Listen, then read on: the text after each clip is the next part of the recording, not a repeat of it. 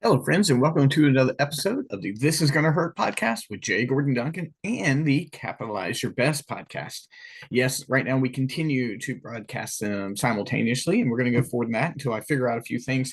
But thank you for whichever platform. If you are part of the 550 plus episodes of This Is Gonna Hurt, thank you for hanging in there. And if you're part of the 25 plus episodes of Capitalize Your Best, I appreciate you so much.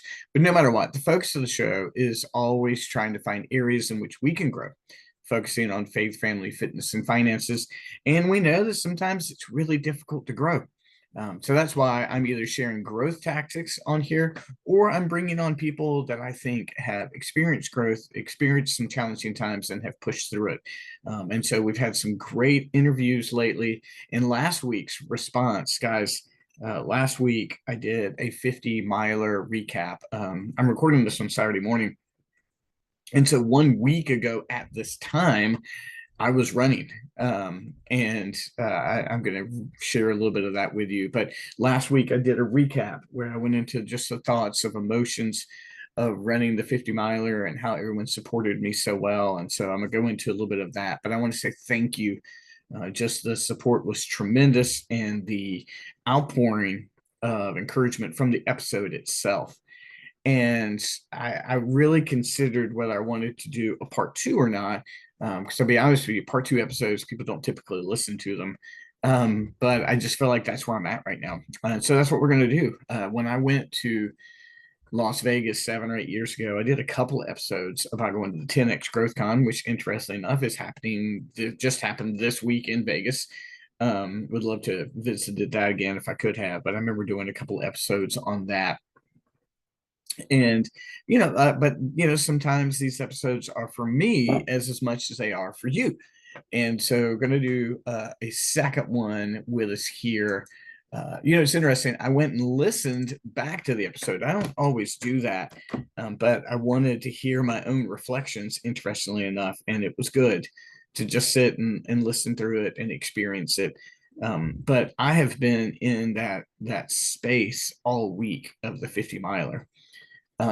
But a couple things I want to share that I think are further or deeper or greater reflections than I shared last week is this. I mean, if I don't have more to say, there's no reason to doing a part two.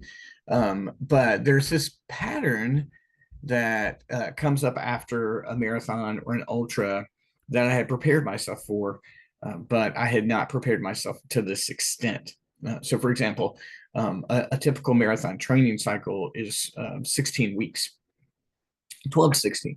So that means you're spending 3 to 4 months preparing for an event and going through the highs and the lows and the weathers and the injuries and all this stuff.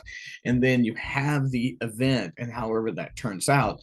And then what happens is the following week, there's a massive drop. There's an emotional dip, a depression, and I don't know what chemicals it is, serotonin or whatever it is. Like, I mean, like it just drops. And so I've learned to prepare myself for those things emotionally. Um, However, I could not have prepared what happened to me here. It was something. So, for example, the race was all day Saturday. Sunday, was a family day, and I had some work to do, and I recorded the episode. But then Monday, I had to drive North Carolina. So I don't usually want to spend 7 hours in the car after a long race. It's just not good for my body, but I needed to. So I got up at 3:15, and I left the house at 4. And I was in Raleigh, the Raleigh Garner area, by 7:30. And I had a meeting. Then I had breakfast with a friend, and I went and visited a couple things. I tried to do some networking, and then the goal was to be back in town by 2 o'clock on Monday. So I hopped back into the car as soon as I could, got everything done, and I headed back. Well, that's 7 hours of solitary time. Don't get me wrong, I called people, I texted, did everything I could, but when you're leaving at 4 a.m., there's no one to talk to. And so the combination of the massive dip in emotions and the massive dip in whatever hormones, coupled by just having finished 12 hours of activity, plus 7 hours in the car and a great amount um, of alone time. Monday was awful. Emotions, concern, fear, paranoia. I couldn't listen to enough podcasts. I didn't want to. I just spent 12 hours on Saturday listening to podcasts. So I didn't want to fill it up with another 7 hours. It was hard. Emotionally, I felt like I was really going through something, and I was chemically, emotionally. I wasn't prepared for it. I mentally knew that there was going to be a dip. This happens. It happens to most everyone who has either a long training cycle or a long event. The next couple of days are really difficult, and this one just kicked my butt. It was good to be. I'm glad I got back in town early. It gave me a chance to do a few things, but then at dinner, wonderfully, we had family over. So I'm then sitting at a table of 6 after this long day in the car. And you would think, oh, Gordon, that's what you need is people. It's like, it wasn't. Like, I couldn't track with the conversations. I couldn't be present. I couldn't be engaged mentally, emotionally, hormonally, whatever the case may be. I was zeroed out, and I was trying to participate, and I was trying to do the best I could. But then finally, I was like, you know what? While everybody's chatting and dinner's come to an end, I'm just going to go clean the kitchen. I mean, I was still there. The table's not far from the kitchen at all. I can participate in the conversations. But I was like, I just need to step away. It was the best thing I could do, is just to be active and busy. And then I got a good night's sleep and woke up Tuesday and felt much better. Tuesday, I got up and I was like, I'm just going to go run 2 miles. I wanted to get a little bit of the soreness out. Wasn't going to undertake anything. That's what I did. I got up, I ran 2 miles. It was good for me. No injuries of any sort. Definitely some soreness in areas I didn't expect, but it was a good bounce back. Now I will say this: all week long, mentally, I've been in analysis or on the trail. I have found myself reminiscing or just kind of daydreaming back into the trail over and over again. And it's been good because, as I've mentioned before, like, I didn't have the ecstatic face of God experience that I had at my last 50K, which was 31 miles. But I knew that what was going to happen is this was going to continue to resonate going forward. And it's exactly what it did. And so all week long, I've really been thinking about it. And I had a chance to sit down with my friends Pam and Nancy for about 30 minutes and talk about the experience before my 212. But Chris came up and he asked me all these, like, really just like enjoyable questions. Like, he wanted to know about the race. And then at 212, I got to thank Assist Disability Services for their social media post and their encouragement and their text, and thank the group. I've been in that space a lot this week, and I know that there's still more for me to process. I know there's more for me to work through, but getting to that point Thursday was great. Now, Friday was another solitary day of work. Just I was in a conference room basically for 8 hours, but really just kind of worked alone for 9-10 hours, doing the hard work of marketing and the hard work of sales. So I kind of found myself back in there. So it's been interesting that last Saturday, of the 12 hours, I probably was running alone for 9. Monday was 7 hours in the car, and then 9 hours yesterday. It's been more solitary time than I've ever had. I have not found myself wanting to get back to running a lot, which makes sense. One, I'm trying to heal. I mean, I did 2 on Tuesday, I did 3 on Thursday, and then today I got them did 5, and that was good. And so the body's okay. There's still some areas where I've got to make sure if I'm careful before I start training for the historic half. But a very cool moment happened. My geeky favorite podcast is the Shout It Out Loudcast on Saturday mornings. And in the Shout It Out Loudcast, It's a geeky kiss podcast, to be honest with you. And I listened to it on the run. I think I listened to 3 episodes on the run. And I have written in a couple of times and they gave me some feedback. But after the race, I wrote into the show and just said, hey, I've never shared my epilepsy battle.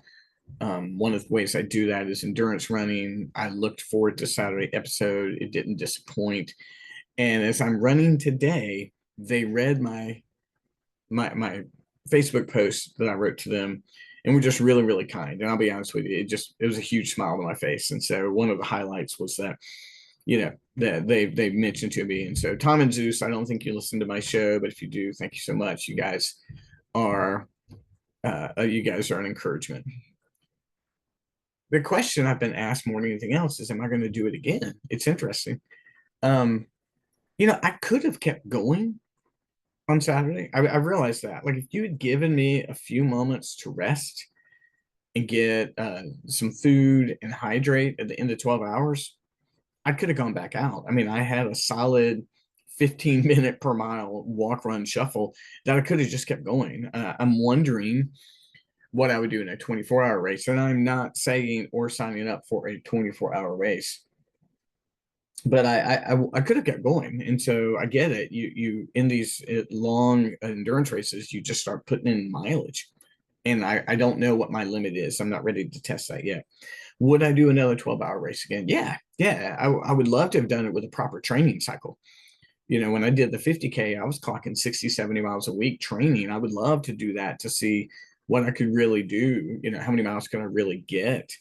But it's just not, it's not what I have planned right now. My next thing is to heal up and begin training for the Fredericksburg Historic Half, which I love running in May. I've now run it, I think, 3 or 4 times, and I'm looking forward to running it again. I run it with friends, and then we go out to Cracker Barrel afterwards and just eat all the food. So I'm looking forward to that. And then I'll probably do my annual train for the Richmond Marathon. That's all I've got really on the agenda right now. Next week I hope to get back to my normal 6-day a week running. It's been a while since I've done that because I was not able to do that leading up to the race. And then this week, by any means, 3 days was fine. The next week I'd like to get back up to my normal mileage and just see how I'm feeling. But that's probably what's next. But it's curious how many people are like, are you going to do it again? And when's your next one? I appreciate that. I still think at my heart, I'm a marathon runner. There are some people like my good friend Carla. I think she's an ultra runner. I mean, like she is. I mean, she does, 36-hour races, 48-hour race. I mean, it's at her. That's who she is. As her husband said, that's her bailiwick, that's what and so I don't think by definition I'm an ultra runner yet. I still think I'm a marathoner. I still think I've got, I know I've got Boston in 2026 and I've got some things I've got some things to accomplish there. But it is nice to know that what I can do and that I haven't yet explored the limits of it. And the takeaway that I would offer in this is that as we explore and discover our limits under controlled circumstances, like races and those kind of things, then when it's necessary for us to find our limits in difficult situations outside of our control, we're able to persevere. So this has been a hard week, not just in recovery. It's just been a hard week, but I remind myself, Gordon, out of the DV here, of the 12 hours, I ran for 10 hours and 58 minutes. So I was in movement for 10 hours and 58 minutes out of the 12. So through it, that means just various breaks or water stops, whatever. I stopped for an hour. So I'm like, I can move for 11 straight hours or over the course of 12. So when I get a difficult situation, I'm like, I know I can do this. I've proven that I can do it. So for us friends, putting ourselves in those situations enables us to be better equipped to handle situations that are outside of our control. So as far as I know, I don't think I'm doing this again. Don't think I'm doing a part 3. You never know. I do have some folks that I've talked to about interviews and they aren't lined up yet. But I appreciate you guys tuning in last week. And those of you who hung around for part 2, I appreciate what you contributed to me this week, and then also your willingness to listen in. But you guys have been great. We will get away from running eventually, but honestly, I don't think this episode's about running. It's not. It's about all the things that come about from experiences like that. So, friends, thanks for listening, and I can't wait to see you again next week. Thanks so much. Bye bye.